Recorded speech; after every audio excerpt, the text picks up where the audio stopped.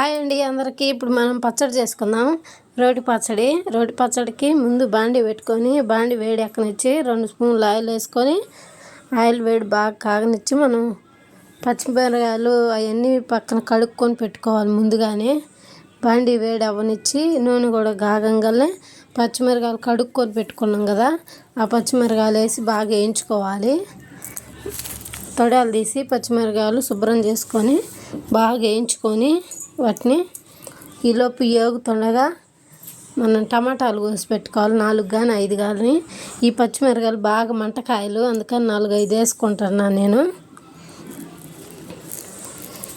మీకు మంట కావాలనుకుంటే టమాటాలు 2-3 అయినా సరిపోతాయి. మంట వద్దనుకుంటే ఇంక 2 టమాటాలన్నా ఎక్స్ట్రా వేసుకోవచ్చు, అది మన ఇష్టం. మంట తినేదాన్ని బట్టి ఉంటుంది. నేను 5 కాయలు వేసుకున్నా, చిన్న సైజు కాయలు టమాటాలు 5 కాయలు కోసేసుకున్నా.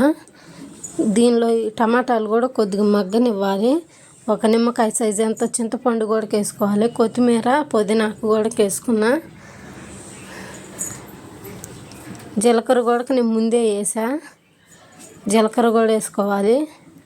చిన్నులపాయలు జీలకర్ర అన్నీ వేసేసుకున్నా. తగినంత ఉప్పు, కొద్దిగా కచ్చాపచ్చగా బట్టి చిన్నులపాయలు వేసి మళ్ళీ పట్టుకొని గిన్నెకి తీసి పెట్టా. ఉప్పు చూసుకోండి, నాకు చాలేదని నేను మళ్ళీ కలుపుకున్నా. పచ్చడి మాత్రం సూపర్ టేస్ట్ ఉంది. నాకు మా ఇంట్లో రోలు లేదు, అందుకని మిక్సీకి వేసుకున్నా. మీకు రోలు ఉంటే రోట్లో దంచుకుంటే సూపర్ ఉంటుంది. ప్లీజ్ సబ్స్క్రైబ్ చేసుకోండి.